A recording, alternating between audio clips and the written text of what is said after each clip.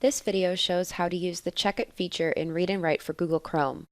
Check It is a proofreading tool that will check for spelling, grammar, and homophone errors in Google Docs. To start using it, just click the Check It icon on the Read and Write toolbar. The errors in your doc will be underlined in purple. Just click on an error to see the suggested corrections, and then select the word you want to use, or hit Ignore. For spelling errors, you can also add to your personal dictionary. When Check It is on, it's constantly checking for errors in real time as you work. You can even use the dictionary, picture dictionary, or translator with Check It. Just hover over a suggestion to get additional context.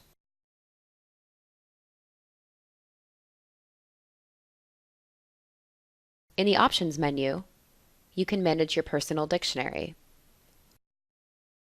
For more information on Read and Write, visit texthelp.com.